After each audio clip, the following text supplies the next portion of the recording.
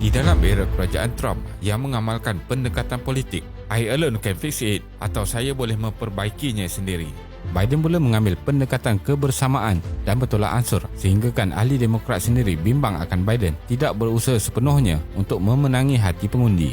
Namun, akhirnya Biden telah berjaya memenangi pilihan raya presiden dengan mengalahkan Trump yang dikatakan paling sengit dan paling ramai pengundi dalam sejarah sejak tahun 1900.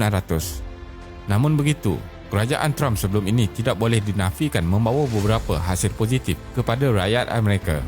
Pada awalnya, ekonomi berkembang dan beliau berjaya menawarkan banyak peluang pekerjaan dalam perindustrian. Akan tetapi dalam masa Trump menaikkan ekonomi, kredibiliti beliau telah jatuh disebabkan caranya memerangi pandemik yang telah menyebabkan kehilangan pekerjaan rakyat Amerika sehingga lebih 11 juta dalam hanya 8 bulan yang lepas. Kegagalan Trump yang paling besar ialah tidak mampu membina satu pasukan yang bekerjasama.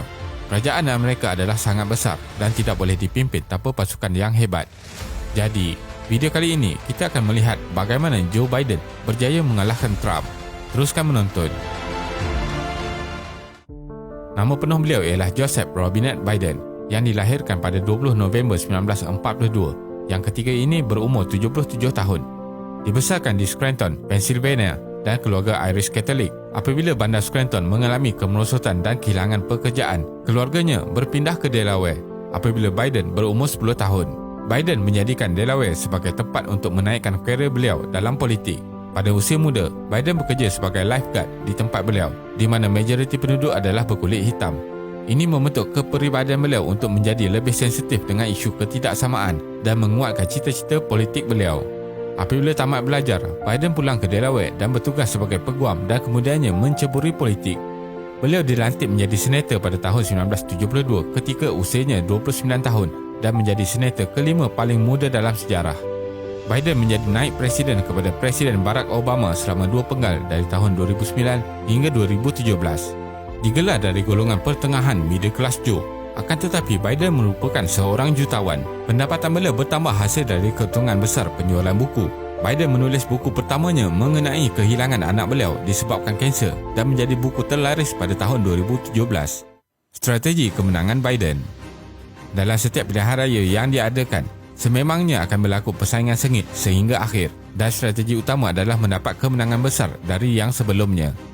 Ini boleh dilihat pada pilihan raya Amerika Syarikat pada 2016, di mana rakyat tergamam dengan kemenangan Trump yang ketika itu mendominasi perhatian media.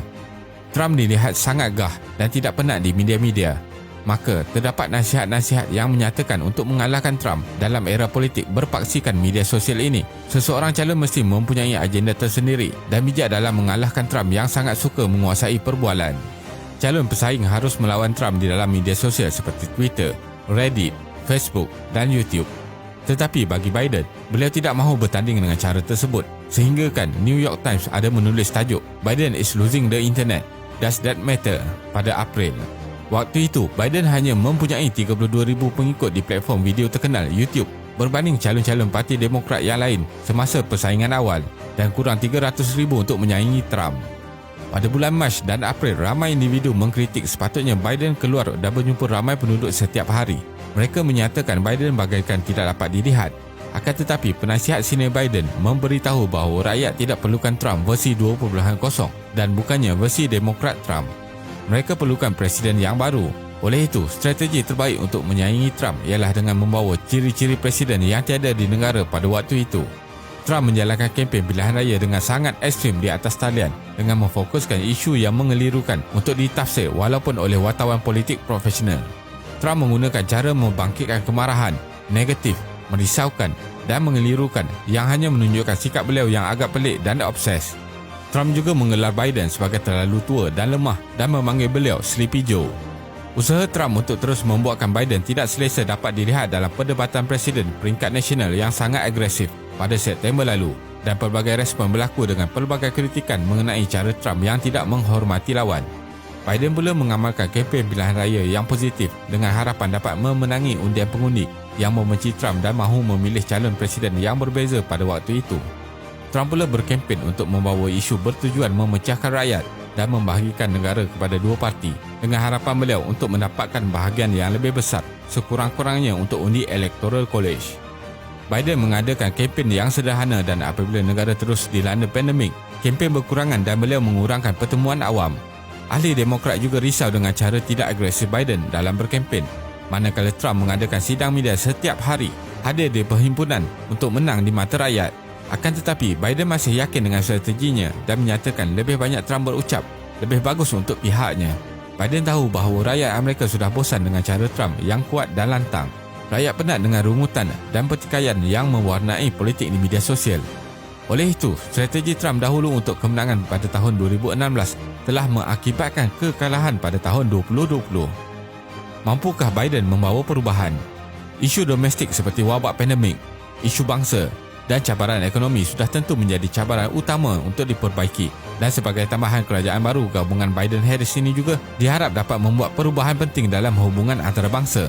Kerajaan baru Biden akan menjalinkan kerjasama semula dengan sekutunya di barat dan juga negara timur seperti Jepun, Korea Utara dan Australia. Dari sudut pandangan China pula, Biden dianggap sebagai restorasionis yang akan memperbaiki hubungan Amerika Syarikat dengan China. Ini adalah berlainan dengan kerajaan Trump dahulu yang tidak mempedulikan sekutunya. Walau bagaimanapun, cabaran utama ialah memulihkan imej buruk Amerika. Hubungan dengan badan antarabangsa terutamanya transatlantik Eropah perlu dibaiki. Keahlian Amerika Syarikat dalam NATO dan TPP mungkin akan menjadi lebih baik. Selain itu, kepimpinan Amerika Syarikat dalam UN juga menjadi agenda penting. Ini adalah kerana dalam tempoh 4 tahun pimpinan Trump tidak mengendahkan banyak badan antarabangsa dan mengugut untuk meninggalkannya. Dalam cita-cita beliau untuk menjadikan Amerika negara hebat bagi rakyatnya, telah memberi kesan kejatuhan hubungan antarabangsa Amerika. Biden juga menyatakan pendirian bahawa kerajaan baru beliau akan komited membantu WHO kembali setelah Trump mengundurkan tanggungjawab Amerika Syarikat dalam badan itu sejak Julai tahun lepas. Peruntukan dari Amerika Syarikat untuk tabung WHO sangat penting untuk melawan COVID-19 dan penyakit-penyakit lain di seluruh dunia. Oleh itu, penyertaan semula dan komitmen Amerika Syarikat dapat membuka jalan negara ini menyertai fasiliti antarabangsa COVAX yang ditubuhkan untuk penyelidikan dan pembangunan vaksin coronavirus. Kesimpulannya, pentadbiran Amerika Syarikat yang akan dipimpin oleh Presiden Biden menggalas tugas besar dalam menyatukan komuniti antarabangsa dan juga perlu mempunyai visi dalam memajukan negara ini yang sedang bergelut. Ini memerlukan gabungan kepimpinan, fleksibiliti dan keazaman. Dalam tempoh ini, kita melihat dunia sedang bergelut terutamanya dari segi ekonomi kerana impak coronavirus memberi kesan yang sangat buruk. Dengan kemenangan sebagai Presiden Amerika yang ke-46, pastinya rakyat Amerika khususnya ingin sesuatu yang baru dalam menjadikan Amerika kembali menjadi kuasa besar dunia. Terima kasih kerana menonton dan jangan lupa subscribe. Jumpa lagi.